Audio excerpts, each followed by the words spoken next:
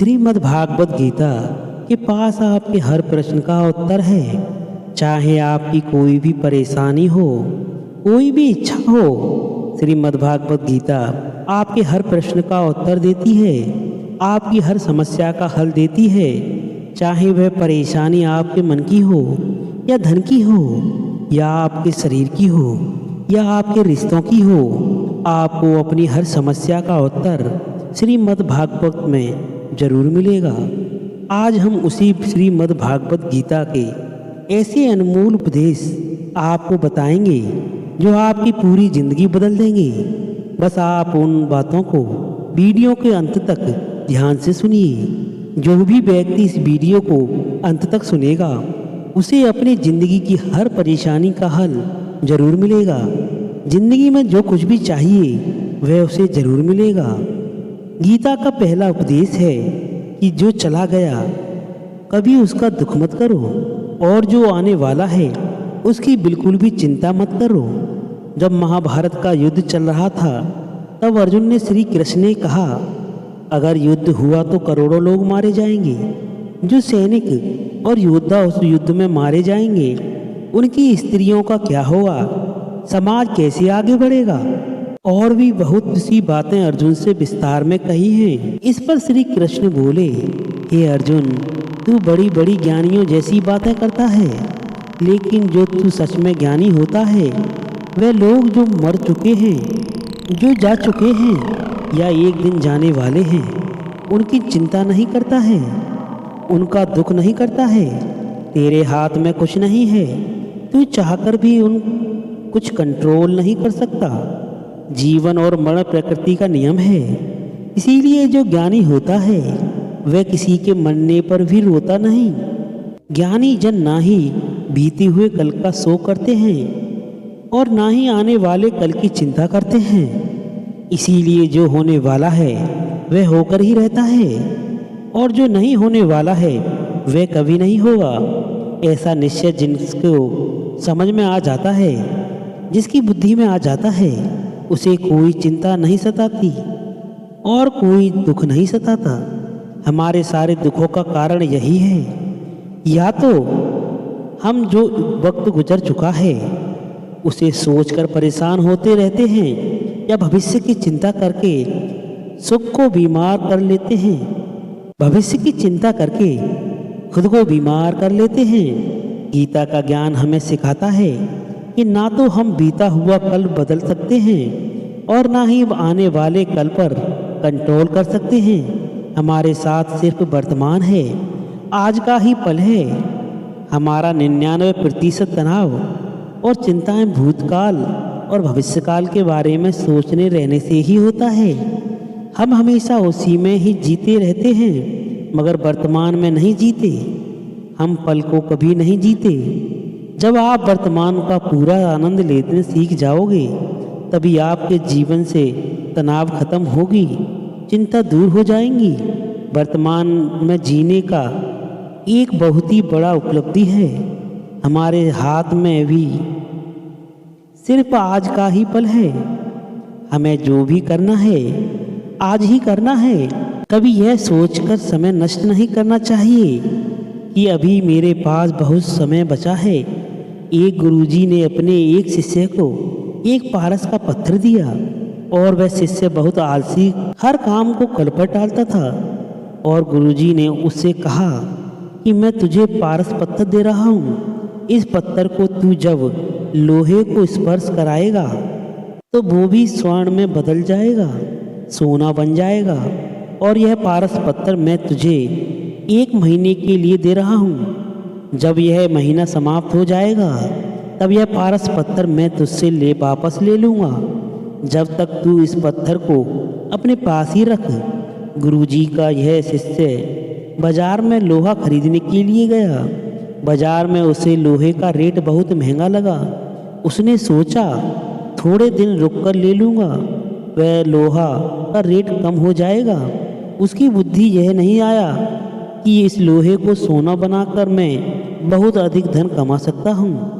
उसके मन की सुस्ती, उसके मन की आलस की वजह से उससे आज के इस काम को कर पर डाल दिया। ऐसा करते करते पूरा महीना समाप्त हो गया।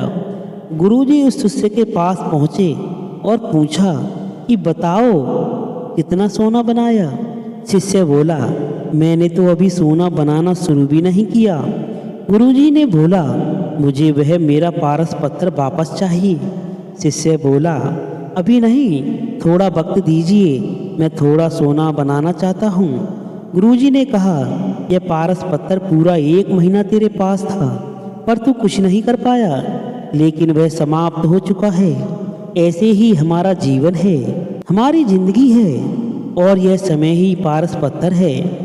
हम समय के एक एक पल से अपने जीवन को सोना बना सकते हैं, लेकिन हमें यह लगता है कि हमारे पास बहुत समय बचा है। एक दिन जिंदगी को जी लेंगे, एक दिन जिंदगी में खुश हो जाएंगे, लेकिन वह दिन कभी नहीं आता और हम जिंदगी भर भागते रहते हैं, चिंता करते रहते हैं, दुखी होते रहते हैं, लेकिन जिंदगी को जीना सब भूल जाते हैं। इसीलिए गीता का ज्ञान हमें यह सिखाता है कि आप आज में जीना सीखो, इस पल में जीना सीखो। श्रीमद् भागवत गीता का दूसरा उपदेश यही है कि कोई अगर आपका अपना है या कोई आपसे बड़ा है तो उसका अपने प्रति गलत व्यवहार कभी भी सहन नहीं करना चाहिए। यह गीता का उपदेश हमारी जिंदगी से भी जुड़ा है।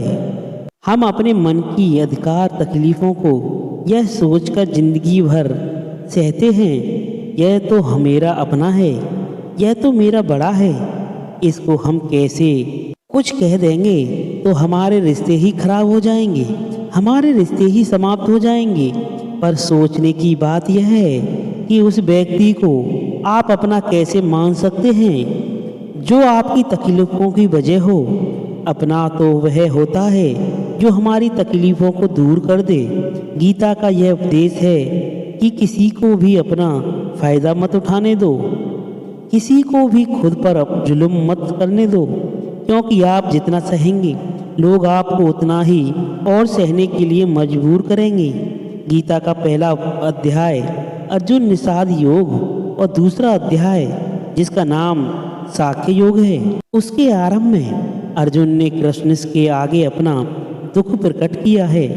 हे केशव, मैं कौरवों से कैसे युद्ध कर सकता हूँ? यह सब तो मेरे अपने ही हैं। मैं कैसे भीष्म पितामह और द्रोणाचार्य से युद्ध करूँगा, क्योंकि वह दोनों मेरे पूजनीय हैं। इसीलिए उन गुरुजनों को मारने से तो अच्छा है कि मैं भिक्षा के अन्न को खाकर अपने जीवन का गुजारा करूं। और जिन कौरवों में मैं युद्ध करने जा रहा हूं वह धृतराष्ट्र के पुत्र मेरे भाई ही हैं, मेरे अपने ही हैं। इन सब को मारने से अच्छा है कि मैं सन्यासी बन जाऊं।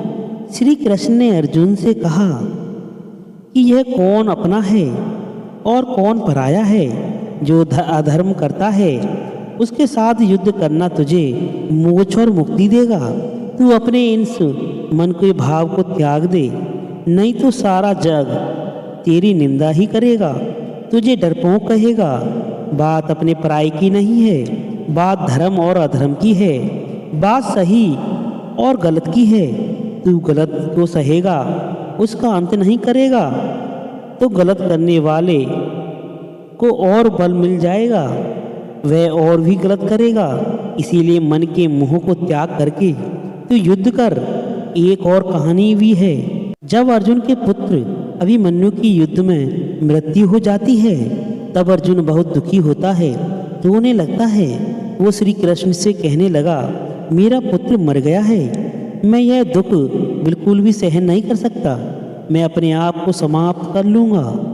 फिर भगवान श्री कृष्ण उसे आत्माओं के लोक में लेकर गए, जहाँ अभिमन्यु आनंद से बैठा हुआ था, क्योंकि उसने सत्य योजित व्यवहार किया था, इसीलिए उसे उत्तम पद पर प्राप्त हुआ था।